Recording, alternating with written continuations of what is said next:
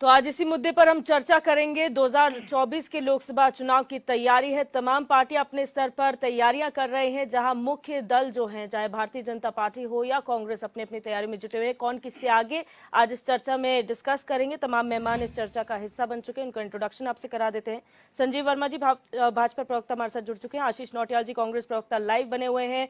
शांति Prasad Bhatt ji UKD प्रवक्ता हैं। DK Pal ji आप प्रवक्ता हैं, और हरीश मेखुरी जी वरिष्ठ पत्रकार हमारे साथ लाइव जुड़े हुए हैं। आप सभी मेहमानों का बहुत स्वागत है। संजीव वर्मा जी, सवाल आपसे इसलिए, हम बार बार हर न्यूज में देखते हैं, हेडलाइंस आप लोग बना देते हैं, हर बार चुनाव बाद में आते, तैयारियां पहले शुरू हो जाती हैं।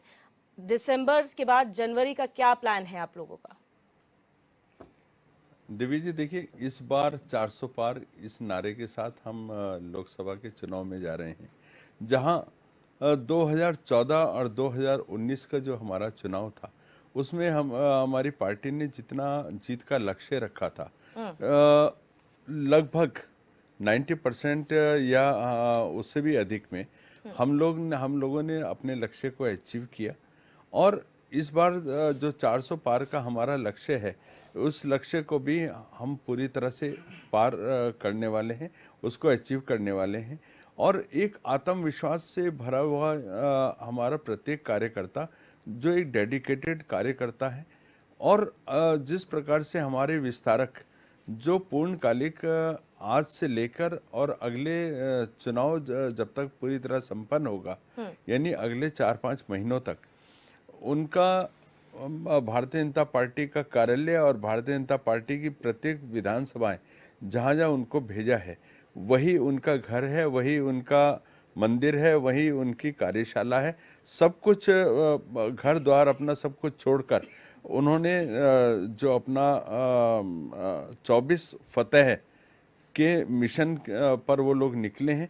और जिस तरह से हमारा कार्यकर्ता जो मेहनत करता है, एक राष्ट्र चिंतन में अपना सर्वस्व जिसने झोंक रखा है, उन सब की मेहनतों का एक बड़ा प्रतिफल हमको अभी जो लोकसभा का चुनाव आने जा रहा है, उसमें हम उसको अचीव करेंगे। और इसमें जिस तरह से माननीय प्रधानमंत्री जी की जो उन्होंने गारंटी दी है कि मोदी की गारंटी, उसके ऊपर पूरा देश विश्वास कर रहा है। एक विश्वसनीय नेतृत्व, जिनको जो बोलते हैं वो करते हैं, ऐसा लोगों ने एक जो हमारा एक वातावरण बना है, जहां आप 2019 का चुनाव का वो उठा के देखिएगा, जहां माननीय मोदी जी ने कहा हम 6,000 रुपये देंगे किसानों को, और वहीं राहुल गांधी जी ने कहा था हम 72,000 रुपये देंगे, लेकिन 72,000 रुपये को लोगों ने सिरे से नकार दिया। माननीय मोदी जी ने जो 6,000 की गारंटी दी थी, उसको लोगों ने स्वीकार किया और उसके ऊपर अपनी सहमति की मोहर लगाई। और एक मिनट प्लीज शॉर्ट में ओपनिंग वक्तव्य दीजिए, फिर मैं बाकी। और जिस तरह से कांग्रेस पार्टी जो चुनाव के बाद जो वो करते हैं, इन्होंने चुनाव से पहले ही कर दिया। जब कांग्रेस पार्टी ये बोलने लगे कि ईवीएम में घपला, तो यानी कि उन्होंने स्वीकार कर लिया। उन्होंने अभी भी, इनके जो मथुरा दत्त जोशी हैं, उन्होंने कहा कि ईवीएम में घपला हो सकता है, यानी कि आपने पहले से स्वीकार कर लिया कि कांग्रेस पूरी तरह रसातल में जाने वाली है, कांग्रेस पूरी तरह धराशायी होने वाली है, इनके पास उम्मीदवारों का टोटा है, कोई भी नेता कांग्रेस से चुनाव लड़ने का इच्छुक नहीं। जिस भी नाम की ये लोग घोषणा करते हैं, अगले दिन उसका खंडन आ जाता है, न भैया मैं नहीं, मैं चुनाव की रेस में नहीं। तो ये डूबते जहाज में कोई भी सवार होना नहीं चाहता। और देखिए दिव्या जी, कांग्रेस हो चाहे तमाम विपक्ष हो, इनके पास न विकास का कोई एजेंडा है, न 2024 में किस एजेंडे को लेकर जाएंगे। इनके पास जो एजेंडा है, एकमात्र संयुक्त एजेंडा है, वो है केवल और केवल मोदी विरोध। ठीक है, आशीष नौटियाल जी, इस बार 400 पार तो बीजेपी का नारा, 2024 के लिए आपका क्या नारा? बीजेपी वाले 400 पार का नारा लगा रहे हैं। आप किस आधार पर 400 पार कह रहे हैं? बेरोजगार आपसे नाराज है, गरीब आपसे नाराज है। आपने गरीब से वादा किया था कि हम आएंगे 100 दिन के अंदर सस्ताई करेंगे, आप सस्ताई नहीं कर पाए। गरीबों से आपने वादा किया था 2022 तक हर किसी को मकान मिलेगा, आप मकान नहीं दे पाए। आप नलों की बात करते हैं, नलों में पानी आएगा, कितने करोड़ नल कल को मैं आपकी चैनल के माध्यम से पढ़ रहा था, उतने करोड़ नलों में पानी नहीं आता, नल लग गए। गंगा सफाई की आपने बात करी, 2022 तक गंगा सफाई होगी, गंगा आज तक साफ नहीं हो पाई। काले धन पे आपने बात करी, हम आएंगे 100 दिन के अंदर काला धन लाएंगे, वो धन नहीं आ पाया। आपने कहा था हम आएंगे तो हम लाल आंखें दिखाएंगे, आपकी लाल आंखें पीली नीली काली और बंद हो गई, आपकी आंखों से अब दिखना बंद हो गया कि कौन चाइना हमारे यहाँ आ रहा है, आपको उससे कोई दर्द नहीं होता। पाकिस्तान के अंदर जम्मू कश्मीर के अंदर आज भी गोलाबारी चल रही है, हमारे सैनिक मारे जा रहे हैं, वो आपको अब दिखता नहीं है। पहले आप कहते थे एक सर के बदले 10 सर लाएंगे, अब बताएं आप कितने सर लेके आए हैं। हर जगह ये लोग फेल हो चुके हैं, तो किस बात पे ये लोग कहते हैं कि हम अब की बार 400 पार? तो जरूर जिस तरह भी संजीव भाई बता रहे थे कि हम इन्होंने सरेंडर कर दिया, सरेंडर हमने नहीं किया। आपके इतने कॉन्फिडेंस को देखते हुए आपसे पेंशनर परेशान है, जो सरकारी नौकरी कर रहे हैं वो लोग, आपके लोग दिल्ली का घेराव कर रहे हैं, हर कोई आपसे परेशान है, उसके बाद भी आपका कॉन्फिडेंस लेवल इतना ऊंचा है कि हम 400 पार कर रहे हैं। तो किसके आधार पर आप पार कर रहे हैं? जनता तो आपको पसंद कैसे करेगी जिससे आपने झूठे वादे किए, जिस जनता को आपने बोला कि हम आएंगे तो 15-15 लाख रुपए देंगे, आपके झूठे वादों पे कोई कैसे विश्वास करे? आज आप कहते हैं मोदी की गारंटी, क्या गारंटी है? आपने कहा था हम आएंगे तो 100 स्मार्ट सिटी बनाकर दिखाएंगे, आप एक स्मार्ट सिटी बनाकर नहीं दिखा पाए। कहां आपकी गारंटी सही चली, आप बताएं। परसों ही आपने कानून लाया और आज उल्टे पैर भागे कानून को वापस लेके, क्योंकि आपको पता लग गया जनता आपके विरोध में खड़ी है। आप अपने बनाए हुए कानून पे नहीं टिक पाते क्योंकि आपके कानून ही गलत बनते हैं। आपका कौन ऐसा इंसान है जो आपको ऐसी सी बातें सिखाता है कि ऐसा कानून बना दो जिससे कि आपको मुंह की खानी पड़े? हर आशीष जी, जगह तो एक मुंह की छोटा खा सा रहे हैं आप। रेक्टिफिकेशन किस है, पद पे चल रहे वापसी हैं आप? नहीं हुआ है, लागू फिलहाल नहीं होगा ये है, लेकिन वापसी का एक कोई ही बात ऐलान है, नहीं एक ही है। बात है, लागू कर दिया था, कहीं ना कहीं देखे पीछे गलत पैर गलत धरे बोल हैं, रहे हैं। तो लागू इनका नहीं डर हुआ था जो श्रीमान ठीक जी, है। अभी इन्हें पता लग अभी सर, लागू वापस नहीं भी हुआ होगा, था। आप चिंता ठीक ना है, करें। ठीक है, मैं कृषि आऊंगी, उस पे कानून भी डिस्कस करेंगे। 900 लोगों को मरवाने के 9,000 लोगों को मरवाने के बाद आपने कृषि कानून वापस लिया, ये कानून भी आप निश्चित वापस लेंगे, ठीक है। क्योंकि गलत तरीके से और तानाशाही से जो अरे अभी डिसीजन तक लिए जाते 700 हैं वो बोलते थे, वापस आज ही 900 लिए बोलने जाते हैं। लगे। गलत डिसीजन हमेशा वापस लेने आंकड़ा एक ही चाहिए। बोला क्या? और आपको तो आदत है फटकार खाने की, जब आपको जनता फटकारती है, लताड़ती है, तब जाके आप कानूनों को वापस लेते हैं। जनता का नुकसान करने के बाद कानून को वापस लेते हैं, तो ये आपकी तो आदतों में है। आप कभी कहते हैं हम शराब घर घर पहुंचाएंगे, फिर आप शराब का कानून वापस ले लेते हैं। आप देखिए कौन सा, आप तो अपनी अपनी जगह पे स्टैंड ही ठीक है, नहीं आपकी करते। भी और तैयारियों की आप बात करेंगे सर, आपकी भी तैयारियों की बात करेंगे, क्योंकि हम तो भारतीय तैयार जनता हैं, पार्टी क्रिटिसिज्म। हमारे किए गए कार्य ही हमारी तैयारी है। ठीक है, वो कांग्रेस सवाल जवाब पार्टी पे ने आएंगे इतना सर, मैं कुछ पहले किया है। ओपनिंग कमेंट ले लूं प्लीज, शॉर्ट में। शांति प्रसाद भट्ट जी, हम मुख्य जो राष्ट्रीय दल है उनकी बात कर रहे हैं। क्षेत्रीय दल की क्या तैयारी है? क्या आपको लगता है कि अभी तक जो जनता आपको मौका नहीं दे रही थी इन दलों के सामने, 2024 में देगी? देखिए, जनता का जो निर्णय होगा, मेरा मानना है कि यदि जनता पार्टी के मोह से दूर होगी और मुद्दों पर वोट करेगी तो उत्तराखंड क्रांति दल अपनी लड़ाई जीतेगा, ये मेरा विश्वास है। हम सिर्फ इतना कहना चाहते हैं और जनता के बीच में बात कह भी रहे हैं कि आखिर इन 23 वर्षों में भारतीय जनता पार्टी की सत्ता को आपने 13 साल देखा, कांग्रेस की 10 साल देखा। किसी एक विषय पर यदि कोई काम हुआ हो तो हम जनता को हाथ जोड़कर उसके लिए सरकार को बधाई दे देंगे। सरकार बताने को तैयार नहीं है। दोनों पार्टियों की जो है चुप्पी ये बताती है कि जनता के साथ धोखा हुआ है। भारतीय जनता पार्टी की तैयारी आप देख लीजिए, जनता ने क्या गलत किया, 2 बार आपको लोकसभा भेज दिया। 2 टर्म में आपने उत्तराखंड के लिए क्या किया? हम यही तो बता रहे हैं कि जब परिसंपत्तियों के बंटवारे के लिए लोकसभा के सांसदों से बोला जाता है कि आप लोकसभा में चर्चा कीजिए, हमारी परिसंपत्तियां छुड़वाइए, हमारी नहरों को छुड़वाइए, बिजली हर वर्ष महंगी हो रही है, हमको टिहरी डैम में हमारा अधिकार दीजिए। उत्तर प्रदेश से बेवजह उनको 12% से ऊपर बिजली का भुगतान हो रहा है। कहने का मतलब है जो गांव गोद लिए उनका कुछ नहीं है। केंद्र की जितनी योजनाएं यहाँ लगी हैं उनमें जो भ्रष्टाचार है उन पर कार्रवाई नहीं हो रही है। जो सांसदों ने गांव गोद में लिए, वो गोद में लिए गांव लकवा हो गया, विकास के नाम पर वहाँ कुछ नहीं है। हाँ, इतना जरूर है, हर घर नल हर घर जल के योजना के तहत आपने घर के बाहर आंगन में नल तो लगा दिया, मगर आज तक ये बता नहीं पा रहे हैं कि पानी कहाँ से आएगा।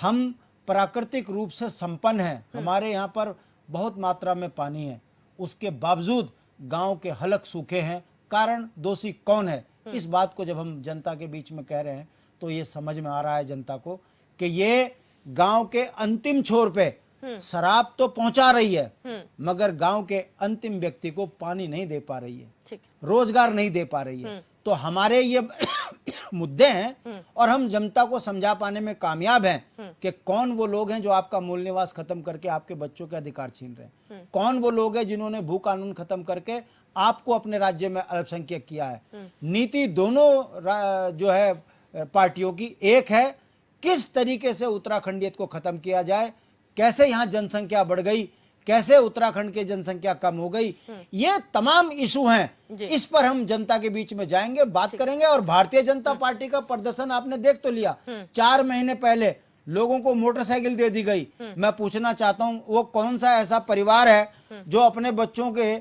रोजी रोटी के जुगाड़ से ज्यादा गांव-गांव घूम के भाजपा के जुगाड़ में लगा रहेगा।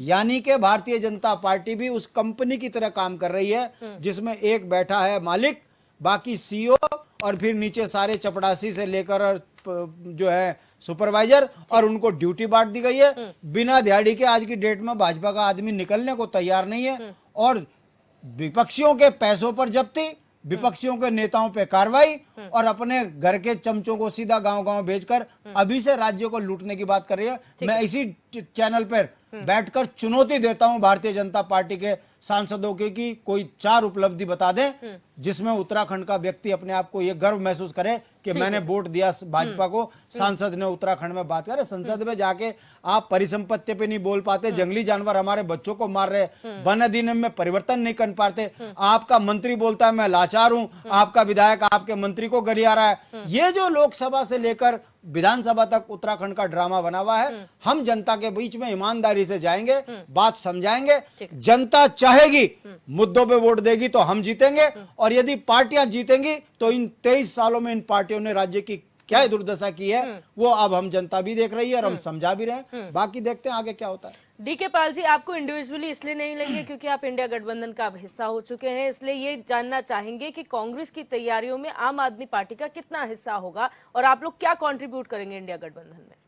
देखिए, लोकसभा के चुनाव हैं और लोकसभा के लिए देश की 26 से 27 उन पार्टियों ने गठबंधन किया है जिनकी अपनी राज्यों में सरकारें हैं, यानी कि राज्य को वो चलाने में सक्षम हैं और राज्य के विकास को मजबूती के साथ में आगे बढ़ा रहे हैं।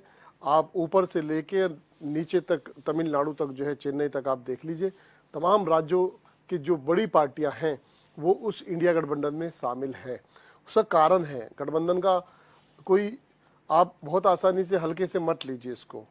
जब देश के अंदर 10 साल की सरकार ने, मोदी जी की सरकार ने देशवासियों के साथ में खुलकर के लूटपाट की, धोखा किया, इस प्रकार का धोखा किया कि किसानों को सड़कों पर आकर के लगातार बैठना पड़ा और किसान के नेताओं ने वहां भूख हड़ताल, तमाम तरह की हड़तालें करने के बाद 700 से ज्यादा वहां किसानों की हत्या इस भारतीय जनता पार्टी ने वहां की।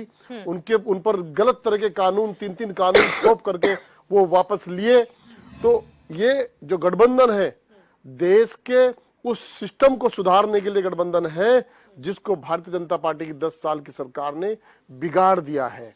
अब मैं आपको ज्यादा चीजों पर नहीं ले जाऊंगा, केवल एक बात पे लेके चलूंगा। हम उत्तराखंड के वासी हैं, उत्तराखंड में 10 साल से इनके लगातार 2 टर्म से सांसद रहे हैं, और जो सांसदों का काम है वो उन सांसदों ने भारत की लोकसभा में एक भी सवाल उत्तराखंड के लिए नहीं उठाया, और उठाया है तो किसके लिए उठाया? उत्तराखंडियों के लिए नहीं उठाया। उठाया है तो बंगाल के लोगों के लिए उठाया है, बंगालियों के उनकी अस्थायीता के लिए उठाया है। उत्तराखंड के वासियों से कोई लेना देना नहीं। अरे अगर उत्तराखंड के वासियों से लेना देना होता तो वो 5 सांसद डबल नहीं, ट्रिपल इंजन की सरकार के माध्यम से हमारी परिसंपत्तियों को पूर्ण रूप से हमारे हक में होते। जबकि नियम यह कहता है, अधिकार जब राज्य बनते हैं या राज्य बना है तब इस आधार पे बना था कि जो जिस राज्य की सीमा रेखा के अंदर कोई भी चीज आएगी जी, वो उस राज्य की मानी जाएगी, यानी उस राज्य को समर्पित कर दी जाएगी। हुआ क्या है उत्तराखंड के अंदर?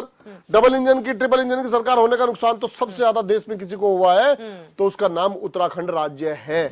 और हम झेल रहे हैं क्योंकि लगातार इनकी जो सरकारें हैं वो उत्तराखंड के साथ अत्याचार कर रही है। जो सांसद हैं वो चुप्पी बांधकर बैठे हैं। इसलिए ये इंडिया गठबंधन का गठन हुआ है और इंडिया गठबंधन इनके सांसदों को भी और इन भारतीय जनता पार्टी की कार्यप्रणाली को भी जनता के बीच में लेकर के जा रहा है। बिल्कुल।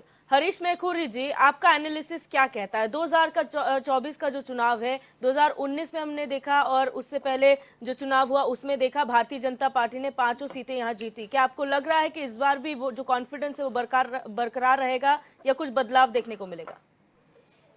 हाँ दिव्यदर्शनी जी, चाहे पक्ष हो और चाहे विपक्ष हो, तो लोकसभा चुनाव में अब गिनती के महीने रह गए हैं। तो पक्ष हो या विपक्ष हो, सारे पार्टियों को अपनी तैयारी पूरी दृढ़ता के साथ करनी चाहिए जी।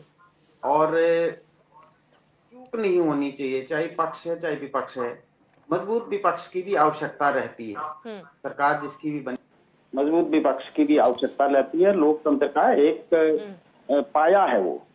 और जहां तक मुद्दों की बात है तो महंगाई, गरीबी, भ्रष्टाचार, ये बड़े पुराने मुद्दे हैं। मतलब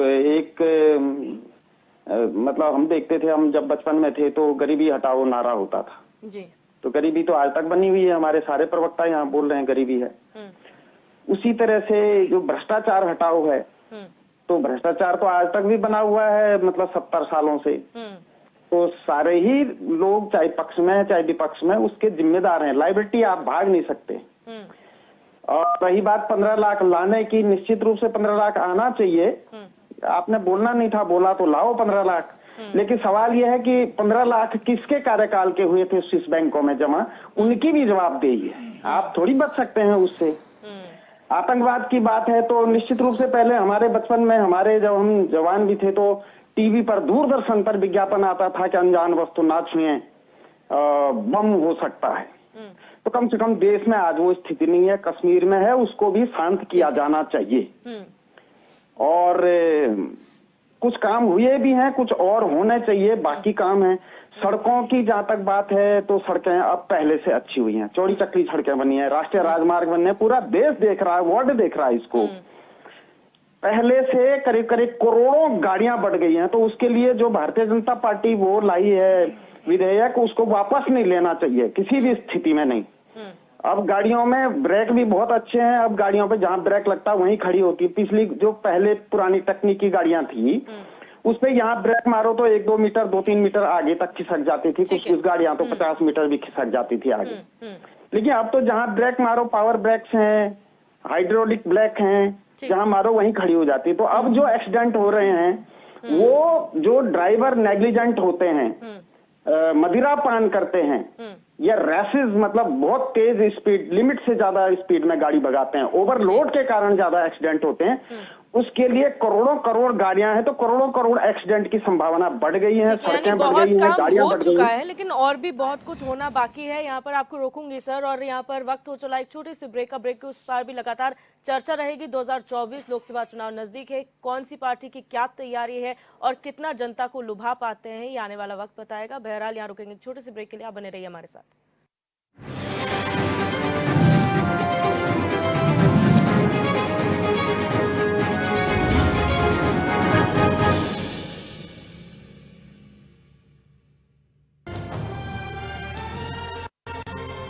पहाड़ ही नहीं, हमारी पहचान भी है।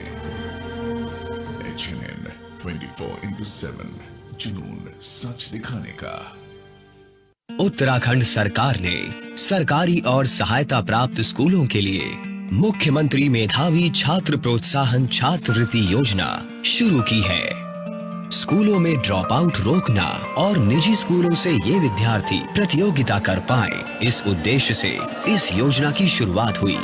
5वीं और 8वीं पास करने वाले 10% श्रेष्ठ विद्यार्थियों को विशेष परीक्षा पास करने के बाद छात्रवृत्ति दी जाती है।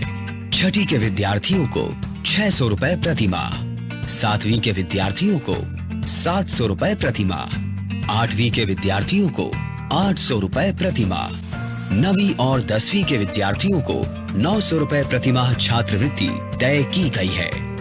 10वीं बोर्ड में 80% अंक लाने पर 11वीं और 12वीं में हर महीने 1200 रुपए छात्रवृत्ति मिलेगी। छात्रवृत्ति पाने के लिए स्कूल में उपस्थिति 75% होनी चाहिए। ये हमारी आगे की पढ़ाई के लिए, एग्जाम्स के लिए बहुत ही ज़्यादा फायदेमंद होगा। इसके द्वारा हम मेरिट लिस्ट में भी आ सकते हैं, बहुत अच्छा कर सकते हैं, हम अपने प्रदेश का नाम रोशन कर सकते हैं। इसीलिए इस योजना के लिए मैं सीएम धामी जी का बहुत बहुत धन्यवाद करती हूँ। ऐसी स्कॉलरशिप से हम कई ऐसी ज़रूरत की चीज़ें खरीद सकते हैं जो भविष्य में हमारे जो एग्ज़ाम हम देने वाले हैं उनकी तैयारी के लिए बहुत महत्वपूर्ण है। मैं पूरी कोशिश करूँगी कि इस योजना का लाभ मैं भी पा सकूँ। हमारी सभ्यता ही हमारी विरासत है। HNN 24/7 जुनून सच दिखाने का।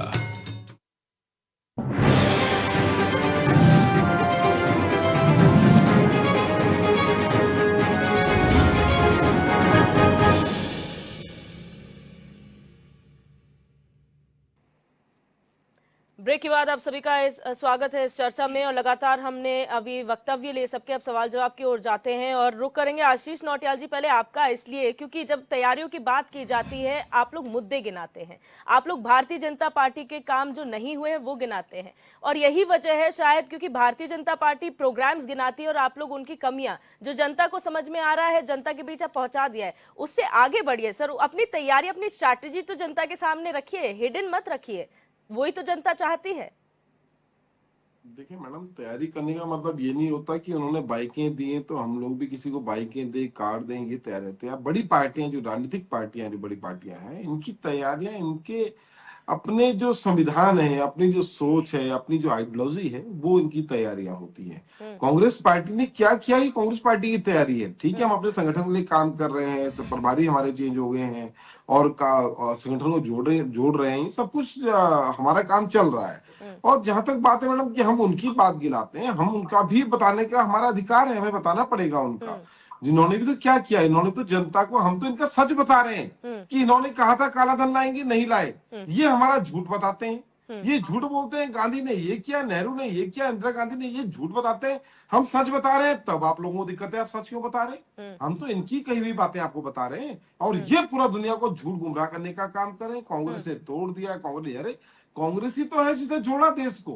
आज आप बताएं, जब देश आजाद हुआ था तो कितनी सियासतें देश के अंदर राज करती थी, किस तरह उनको हमने एक करा। आज दुनिया भर की मीम्स बन रही है, उसमें आता है जब लोग कांग्रेस को जो गाली देते हैं उनसे पूछा जाता है तो गाली क्यों दे रहा है कांग्रेस को, कांग्रेस ने क्या किया? तो वो एसएससी बीजेपी की जो व्हाट्सएप यूनिवर्सिटी से पढ़ाई करके जो लोगों ने सीखा, वो बताते हैं नहीं कांग्रेस ने ऐसा करा, कांग्रेस देश तोड़ दिया। अरे कांग्रेस ने क्या किया, सच्चाई देखने की कोशिश करें, समझने की कोशिश करें। लेकिन आप लोग बहुत देर नहीं लगाते हैं सर, आप लोग बहुत देर नहीं लगाते। बहुत पहले से हम देख रहे हैं भारतीय जनता पार्टी की ये बैठक हो गई, इस महीने पूरा कार्यक्रम रहेगा, इस बीच जनता के बीच जाना है, पर्यवेक्षक आ गए, विस्तारक आ गए, उसके बाद बूथ स्तर, मंडल स्तर, सब हो गया। अब कांग्रेस, अब जाके राहुल गांधी की भारत न्याय यात्रा आप लोग निकाल रहे हैं, जब पद यात्रा पहले ही हो जानी चाहिए थी उत्तराखंड में राहुल गांधी की। ये नहीं होगा कि राहुल गांधी जी आए तो जनता वोट देगी, नहीं आए तो नहीं देगी, ऐसा नहीं। तो लोग कांग्रेस की आइडियोलॉजी पे कांग्रेस को वोट देंगे। अब आज ये सब कुछ कर रहे हैं, संगठन ये कर रहे हैं, वो कर रहे हैं, उसके बाद क्या कर रहे हैं? उसके बाद जनता को गुमराह करने का काम कर रहे हैं। अब देखिए, अक्षत आ गए, वहां से अयोध्या से अक्षत आ गए, कौन लाए? भाजपा वाले लाए। अरे दूसरे के पास तुम कोई ब्राह्मण हो, तुम लोग अक्षत लाओगे, तुम क्या हो? सड़कों के अंदर लगे हुए हैं। ये मैडम, इससे तैयारी नहीं बोलते हैं जो ये कर रहे हैं, ये बेवकूफी कर रहे हैं। जिस तरह ये दिखाने की कोशिश कर रहे हैं कि हम ही है राम को लाने वाले। आप देखिए कितने तानाशाह, झूठे और अहंकारी लोग हैं जो बोलते हैं जो राम को लाए हैं हम उनको लाएंगे। तुम्हारी क्या औकात है, तुम राम को लाओगे? राम भगवान तो पूरी दुनिया को लाया, राम भगवान ने पूरे विश्व को लाया। हर मन में राम, हम तन में राम, राम तो हर जगह है। और आप तो ये आप राजनीतिक लिहाज से बोल सकते हैं ना, लेकिन एक बार उन लोगों से पूछिए जिनकी भावनाओं को भारतीय जनता पार्टी ने पूरा किया। ये भावनात्मक मुद्दा बन चुका है, राजनीतिक मुद्दे से बड़ा।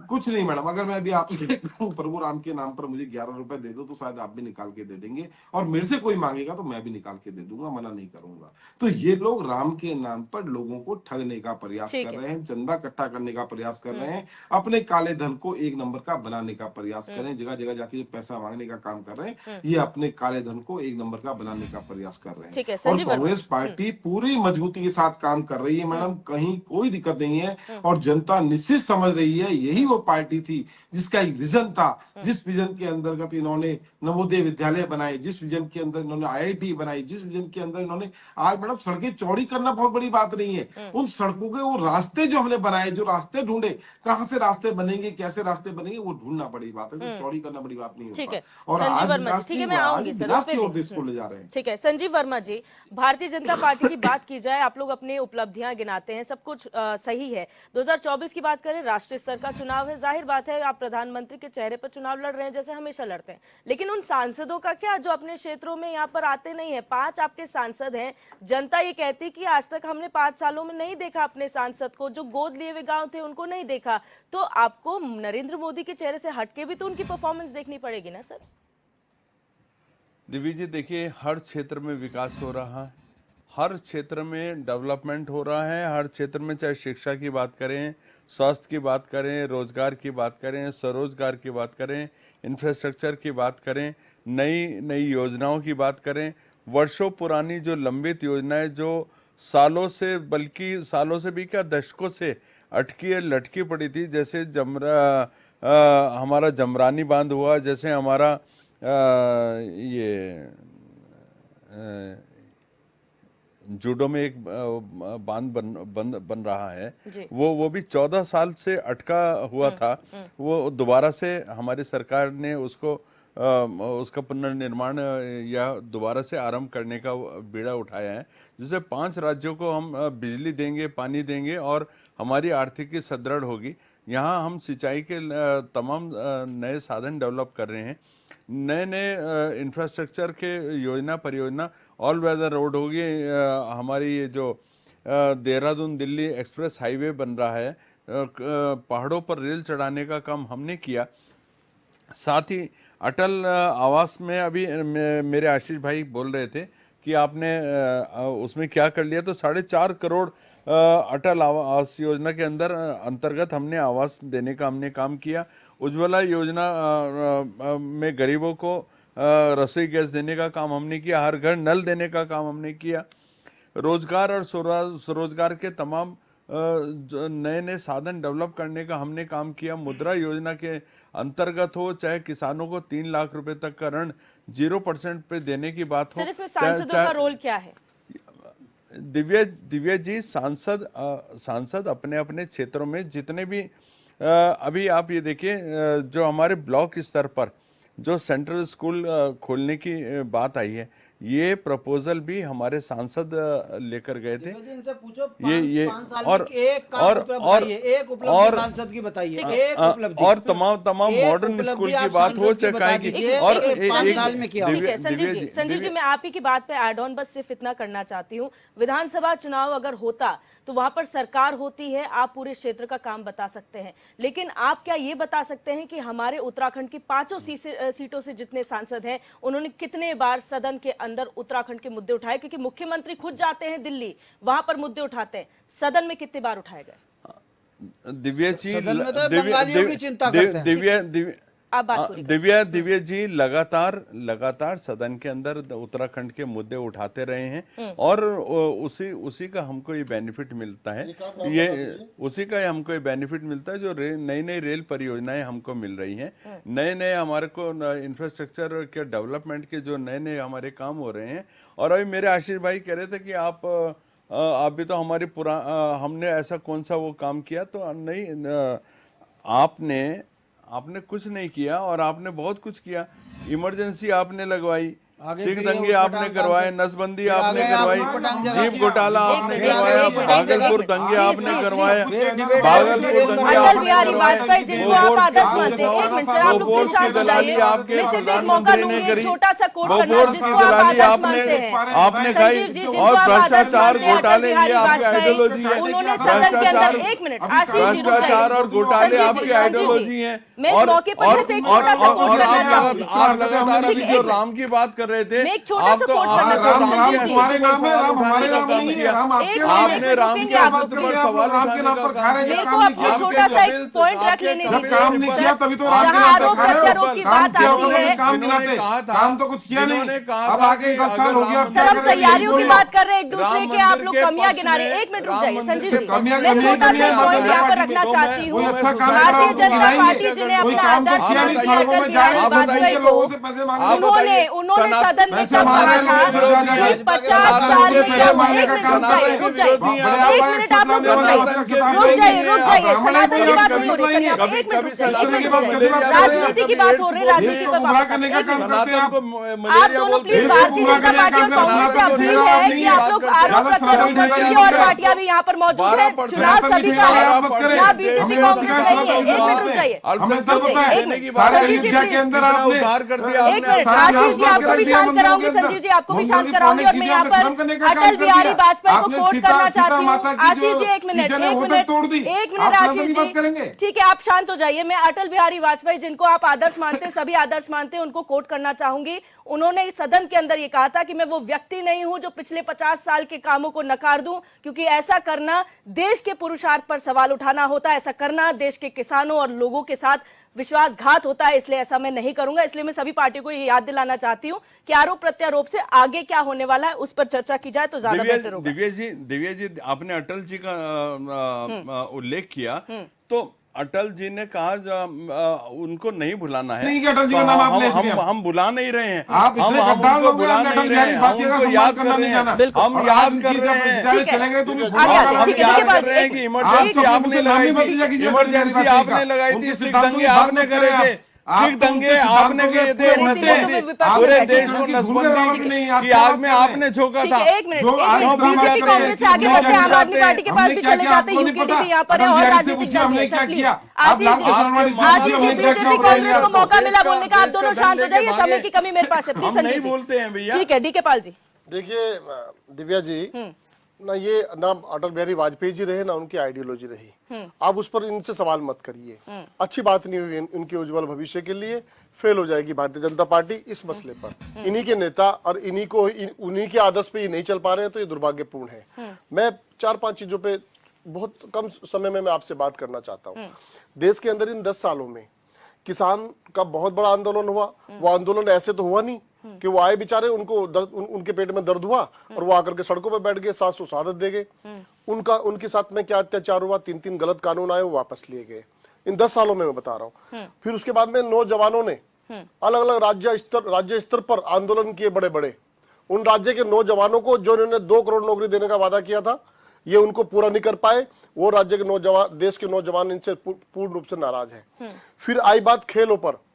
खेल इतनी प्रतिस्पर्धा इतनी बहुत शानदार चल रही थी 2014 से पहले। इन्होंने क्या किया, इन्होंने जो उस समय की सरकार ने तमाम खेलों के हर खेल को जो है ना उज्जवल की मजबूती की ओर जो कदम बढ़ा करके चल रहे थे, इन्होंने सारे के सारे खेल पर ताला लगा दिया, उसको पैक कर दिया और बोल दिया कि एक खेल होगा केवल देश में जिसका नाम है खेलो इंडिया। मैं आपके बीच में नहीं बोला, खेलो इंडिया। खेलो इंडिया से पिछले 10 साल में एक खिलाड़ी भी देश को नहीं मिला। आप बता दीजिए, एक भी आंकड़ा आपके पास में है तो। इन्होंने क्या किया, एम्बेसी जैसी जगह पर, तमाम रेलवे के जैसी जगह पर इन्होंने आपका डाकखाने पर, इन्होंने आपका दूरसंचार पर एजेंट बैठा दिए। मैं एम्बेसी की आपसे एक छोटे से दो मुश्किल से 30 सेकंड में बात पूरी करूंगा अपनी। एम्बेसी पर क्या किया उन्होंने, पहले तमाम देशों की एम्बेसियां डायरेक्ट टू जो जाने वाला है उससे डील किया करती थी।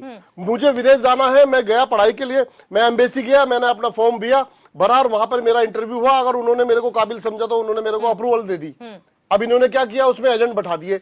एम्बेसी के बाहर एक ऑफिस और खोल दिया, उसका अलग नाम दे दिया, कुछ अपना व्यक्ति उसमें एजेंट बैठा दिया। यानी मैं जाऊंगा पहले तो पहले उस एजेंट के पास जाऊंगा, वो फॉर्म मेरा फिल करेगा, उसको मैं 20,000 30,000 की फीस भरूंगा, उसके बाद में वो एम्बेसी के पास जाएगा, एम्बेसी उसको रिजेक्ट कर दे तो वो रिजेक्ट ही होकर के बाहर आएगा। तो इस तरह के एजेंट इन्होंने कहां नहीं बैठाए। तो हम ये मुद्दा लेकर के जा रहे हैं, ये बात लेकर के जा रहे हैं। सुनिए जब ये अब जिस समय कांग्रेस की सरकार थी, अरे कर लेते हैं सर, आप कर लेंगे, कर लेते जो इन्होंने क्या किया 2014 में देश पर कितना कर्जा था। 3 बार के आप ये महत्वपूर्ण बात कह रहा हूं मैं, इनको भी सुननी चाहिए, इनको भी बात सुननी चाहिए, लेकिन ये हठधर्मी है, ये ईडी पर काम करने वाले लोग हैं, ये अत्याचारी हैं, दुराचारी भी हैं इनके यहाँ, हमारे राज्य की बहनों के साथ अत्याचार करने वाले इनके पास में। देखिए सुनिए, देश पर कर्जा कितना था 2014 में, आप निकाल लीजिए, आपको वर्मा जी की आंखें खुल जाएंगी। 4 लाख करोड़ रुपए के आसपास, आज 22 लाख करोड़ रुपया कर्जा देश के ऊपर हो गया है। भाई तुम सड़क बना रहे हो, जो सड़क में 50% का जो है ना कमीशन खा रहे हो, क्या कर रहे हो आप? इसलिए मैं बताना चाह रहा हूँ, ये कमीशन खोरी के चक्कर में आपके 3 अंदर है, तिहाड़ी, इनकी 3 तिहाड़ी अंदर है, चौथे की बारी है। बिल्कुल आपको बता दें, चौथे की बारी रिलेट नहीं करते, लेकिन आपके मुद्दे कहीं कमोवेश जो है विपक्ष का, जो राष्ट्रीय स्तर का विपक्ष है उसके साथ आप लोग मेल खाते हैं, लेकिन कमी कहां मानते हैं? चाहे वो किसी भी विपक्ष की हो, आप बेशक इंडिया गठबंधन का हिस्सा नहीं है, लेकिन विपक्ष में आप भी हैं, आप लोग कमी कहां मानते हैं कि आज इतनी कॉन्फिडेंटली बीजेपी आगे चल रही है?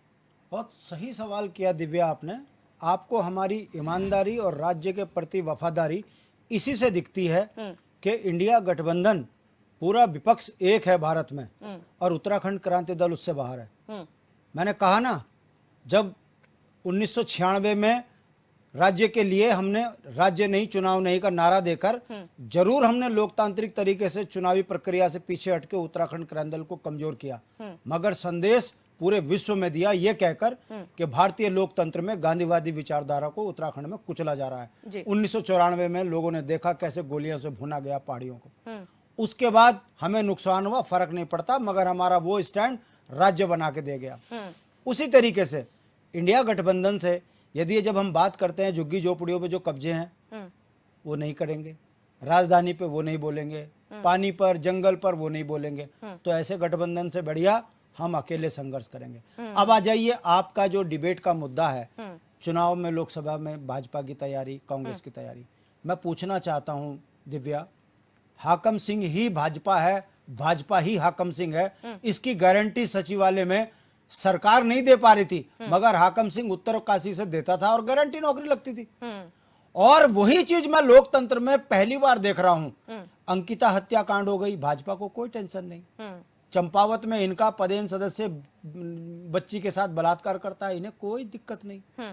वाराणसी में इनकी आईटी सेल के लोग आईआईटी की लड़की के साथ अभद्र व्यवस्था कर देते हैं, इन्हें कोई टेंशन नहीं।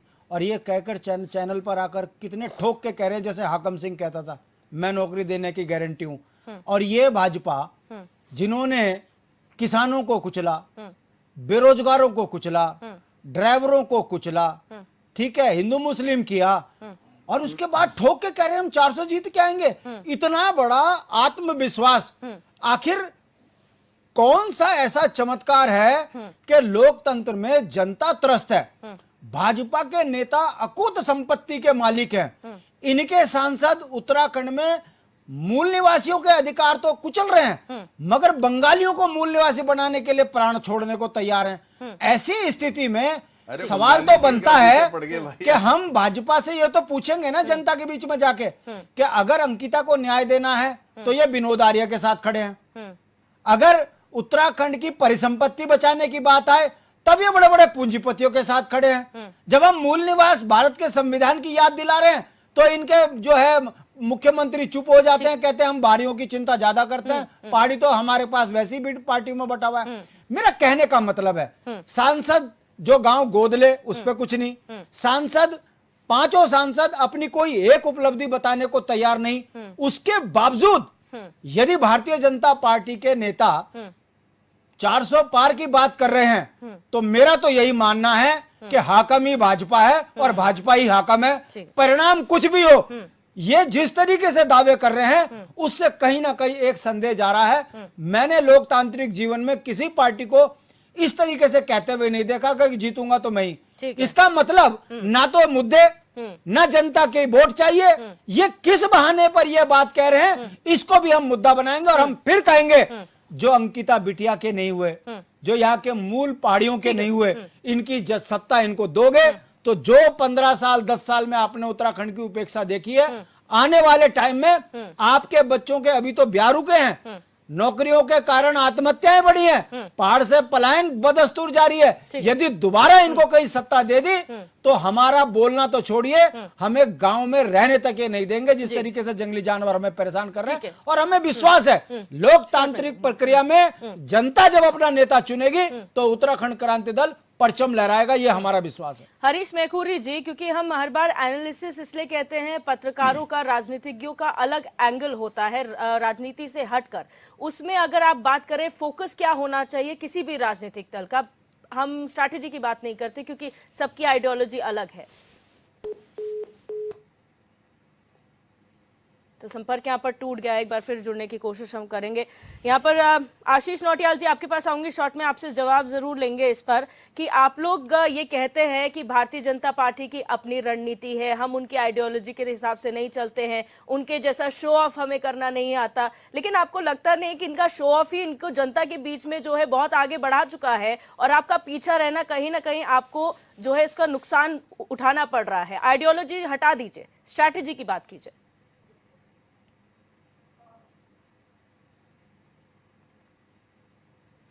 तो संपर्क यहाँ पर दूसरे का भी टूट गया है। और फिलहाल हरीश मैखुरी जी, आपको मेरी आवाज आ रही है सर? जी, आप जिस तरीके से, मैंने फिर कहा, मैं दोहराऊंगी, पत्रकारों और राजनीतिज्ञों का एनालिसिस बिल्कुल अलग होता है राजनीति से हटकर। अगर हम स्ट्रैटेजी की बात करते हैं, वो अलग अलग पार्टियों की अलग अलग स्ट्रैटेजी होती है। फोकल पॉइंट क्या होना चाहिए किसी भी राजनीतिक दल का 2024 के लिए? नहीं, दिव्य दर्शनी जी, राजनीतिक दलों को बजाय कि एक दूसरे पर कीचड़ उछाल करके अपना काम चलाएं, उसकी बजाय अपना प्रोग्राम देना चाहिए कि हम आएंगे तो हम ये करेंगे। अपना जो मास्टर प्लान है, जो एक्शन प्लान है, वो देना चाहिए कि हम ये करेंगे, इतने समय में करेंगे। और एक निश्चित रूप से एक जो नया कल्चर डेवलप हो रहा है कि हम कुछ फ्री की चीजें देंगे, तो वो जो है अल्टीमेटली जनता के टैक्स से ही देनी है। तो राजनीतिक दल जो है अपने पार्टी के फंड से तो देते नहीं है, तो जनता के टैक्स से ही देते हैं। सरकारी कार्यक्रम होते हैं तो वो उसकी बजाय जो है जनता के लिए कुछ ऐसी योजनाएं हो जो उनको भविष्य का आधार बने। उदाहरण के लिए हम बेरोजगारी बहुत करते हैं, लेकिन बेरोजगारी कम करने के लिए हम दुनिया के सबसे बड़े जनसंख्या वाले देश हो चुके हैं, चीन से भी आगे पहुंच गए, जबकि हमारा क्षेत्रफल चीन से बहुत कम है। रूस का क्षेत्रफल हमसे कई गुना बड़ा है, पूरा मतलब ऑस्ट्रेलिया हमसे कई गुना बड़ा है, लेकिन हमारे तो एक ऑस्ट्रेलिया के बराबर जनसंख्या सिर्फ दिल्ली में बसती है। तो जनसंख्या नियंत्रण कानून निश्चित रूप से लाना पड़ेगा, तब बेरोजगारी कम होगी। टेलीविजन पे बोल के बेरोजगारी कम नहीं होगी। उसी तरह से जो महंगाई का मुद्दा है, तो महंगाई जो है तब कम होगी जब हम प्रोडक्शन बढ़ाएं और जनता की परचेजिंग पावर भी बढ़ाएं, उसके लिए कुछ उपाय करें। तो उसके लिए जनता को रोजगार भी सृजित करने होंगे। तो रोजगार, हम मान लो अभी हम 1 लाख घर बना रहे हैं पर ईयर, लेकिन हमारी तो 20 लाख जनसंख्या बढ़ रही है ना पर ईयर स्टेटों में ही, तो 19 लाख तो बेघर ही रहेंगे। तो उसके लिए जनसंख्या नियंत्रण कानून भी आना चाहिए। इस तरह की प्लानिंग होनी चाहिए। एजुकेशन में हम क्या कर रहे हैं, हॉस्पिटैलिटी में हम बहुत पीछे हैं, तो अस्पताल हम क्वालिटी भी और क्वांटिटी भी दोनों बढ़ाएं। अस्पतालों की क्वालिटी भी अच्छी हो। घोषणा तो हो जाती है, अस्पताल का खोखा खुल जाता है, उसमें न डॉक्टर होता है, न दवाई होती है, न मशीनें होती हैं। तो क्वालिटी और क्वांटिटी दोनों मेंटेन हो तो तब कोई बात है। उसी तरह से जैसे उत्तराखंड की निश्चित रूप से बात आ रही है, जो उत्तराखंड के हमारे सांसद हैं वो ढीले ढपले ही हैं, उनकी कोई ऐसी उपलब्धि नहीं गिनाई जा सकती कि ये इस सांसद ने किया है। हेमवती नंदन बहुगुणा जब थे तो उत्तराखंड में उन्होंने इंदिरा गांधी को एक परामर्श दिया कि भाई उत्तराखंड के पेड़ कट जाएंगे तो नदियां सूख जाएंगी, पर्यावरण खराब हो जाएगा, हिमालय पिघल जाएगा, नदियां सूख जाएंगी। सबसे पहले गैस उत्तराखंड में उस जमाने में आई थी। तो कोई इस तरह की उपलब्धि, आज हम हेमवती नंदन बहुगुणा जी का नाम ले रहे हैं तो उनकी उपलब्धियों की वजह से ले रहे हैं। तो हमारे जो अन्य सांसद हैं उनके नजदीक तो पहुंचे, कुछ तो करें, उस हिसाब से थोड़ा सा आगे बढ़े। ये जो ब्लॉकों में स्कूल खोलने की योजना है बहुत अच्छी है, लेकिन ये जल्दी होनी चाहिए। देहरादून शहर है हमारा, घिसटता हुआ जा रहा है पिछले 5-6 साल से स्मार्ट सिटी बनने की हो, तो उस पर थोड़ा सा तेजी से काम हो। उसी तरह से जो सड़कें गांव अभी भी बहुत सारे वंचित हैं, उन गांवों में सड़क पहुंचे। परिसंपत्तियों का मुद्दा है, तो परिसंपत्तियां निश्चित रूप से जो जिस राज्य में है उसकी हो, एक लाइन का एक्शन प्लान है, इस पे ढिलाई नहीं करनी चाहिए। तो मुद्दे बहुत सारे हैं और यही राजनीतिक दलों का फोकल पॉइंट होना चाहिए। और घोषणा पत्र, क्योंकि आप जब तक घोषणा पत्र जनता तक नहीं पहुंचाएंगे तब तक क्लैरिटी नहीं होगी, क्योंकि मुद्दे आप हमेशा उठाते रहते हैं और जनता कैसे रिलेट उससे कर पाए ये कंफ्यूजन हो जाता है। बहरहाल छोटे छोटे कमेंट्स में लूंगी फाइनल कमेंट्स। आशीष जी आपसे शुरू करूंगी, बहुत शॉर्ट में फाइनल कमेंट दीजिए कि क्या तैयारियां हैं आरोप प्रत्यारोप से हटके। निश्चित ही मैडम, कांग्रेस पार्टी पूरी तरह से तैयार है और कांग्रेस पार्टी पूरे इंडिया गठबंधन के साथ मिलकर हम लोग जो हैं देश के लिए अपने अपने निजी स्वार्थों को छोड़कर हर पार्टी देश हित के लिए एक साथ आकर खड़ी हुई है। तो निश्चित ही इंडिया गठबंधन के थ्रू चुनाव होंगे, लड़े जाएंगे और निश्चित ही 2024 में पूरा इंडिया गठबंधन सरकार बनाएगा, जो देश हित के लिए अति आवश्यक है। और जनता को भी समझना चाहिए कि देश हित कौन लोग कर सकते हैं। भारतीय जनता पार्टी देश हित नहीं, सिर्फ गुमराह करने का काम करती है और उसके अलावा कुछ नहीं। डीके पाल जी बहुत शॉर्ट में फाइनल कमेंट। देश में विकल्प की आवश्यकता है और इंडिया गठबंधन जो है देश के अंदर जो 10 साल के जो कुकर्म है भारतीय जनता पार्टी की, उनको गिनवाने के साथ साथ हम अब इंडिया गठबंधन क्या करने जा रहा है देश के अंदर, शिक्षा की, स्वास्थ्य की, तमाम चीजों की गारंटियों के साथ में एक मजबूत स्तंभ खड़ा करने का काम करेगा। और हम जो देश में आज की परिस्थितियां बन गई है, यानी अब आप सनातन की बात करते, आप तमाम चीजों की बात करते, आप नौजवानों को रोजगार देने की बात नहीं करते, आप महंगाई को कम करने की बात नहीं करते, आप तमाम किसान हो, ड्राइवर हो, नौजवान हो, उसको जो तंग करने का काम कर रहे हैं, ये तमाम बातें लेकर के हम जनता के बीच जाएंगे। ठीक है, शांति प्रसाद भट्ट जी शॉर्ट में फाइनल कमेंट। ठीक है, निश्चित रूप से देश में लोकसभा के चुनाव है, जनता महान है, जनता ने अपने विकास के लिए किसी एक पार्टी को चुनना है। हमारा यही मानना है कि वर्तमान दौर में मुद्दे हार रहे हैं, जनता हार रही है, नेता जीत रहे हैं, पार्टियां जीत रही हैं। परिणाम यह है कि देश की आर्थिक स्थिति से लेकर घर घर की स्थिति संकट में है। ऐसा ना हो, जनता अपने मत का दान करने जाए तो आपके द्वारा आपकी जो उपेक्षा जिन पार्टियों ने करी है उन्हें वोट से ना देकर बाहर करें, तभी लोकतंत्र जिंदा होगा, वरना दौर बड़ा खतरनाक है। हरीश मैकुरी जी शॉर्ट में फाइनल कमेंट। हमारा तो राजनीतिक दलों को संक्षेप में यही सुझाव है कि अपनी अच्छी से तैयारी करें, चाहे पक्ष हो चाहे विपक्ष हो, चुनाव को हल्के में ना लें। दूसरा, अपना प्लान रखें, अपना एक्शन प्लान रखें कि हम ये काम करेंगे, भाई हमारी ये योजना है। दूसरे की आलोचना, एक दूसरे की आलोचना करके बहुत लाभ राजनीतिक दलों को होने वाला नहीं है। एक चीज निश्चित रूप से मैं अवश्य यहाँ पे रखना चाहूंगा कि हमारे राजनीतिक दलों को जो धार्मिक तुष्टीकरण है उससे थोड़ा सा बाहर उभरना पड़ेगा, चाहे वो ये दल अपनी तरह का तुष्टीकरण करे, चाहे वो दल अपनी तरह का तुष्टीकरण करे। दूसरे, जो भारत की परंपरा है, सनातन परंपरा, कम से कम उस पे अंगुली उठाने का किसी भी राजनीतिक दल को अधिकार नहीं है। भारतीयता तभी तक जिंदी है जब तक इसकी करोड़ साल पुरानी जो सभ्यताएं आज हैं, वो सभ्यताएं 2000 साल से ज्यादा पुरानी नहीं है। तो जो सबसे पुरानी सभ्यता है उसके विरुद्ध कम से कम राजनीतिक दलों को मतलब टिप्पणी नहीं करनी चाहिए। संजीव वर्मा जी बहुत शॉर्ट में फाइनल। दिव्या जी देखिए, जितने भी चुनाव हमारे हुए, हमने प्रत्येक चुनाव को विकास के मुद्दे पर हमने चुनाव लड़े हैं और जनता का पूरा विश्वास भारतीय जनता पार्टी के साथ है, आगे भी रहेगा। और जिस प्रकार से 2014 से पहले 11वीं अर्थव्यवस्था भारत की थी और उसको हमने और अच्छे सुदृढ़ीकरण करते हुए आज विश्व की 5वीं अर्थव्यवस्था भारत की बनी है। विश्व की तीसरी अर्थव्यवस्था की ओर हमने इसको लेके जाना है।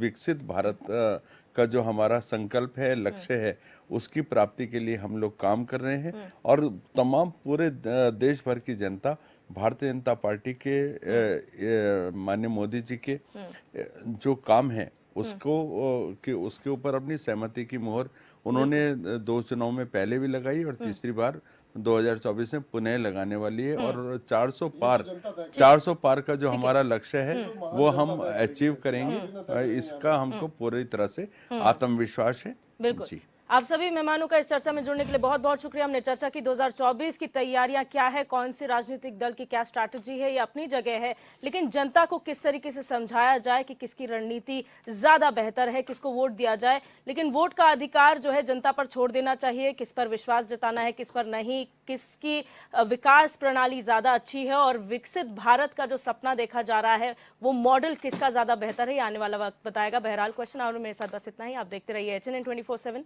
जुनून सच दिखाने का।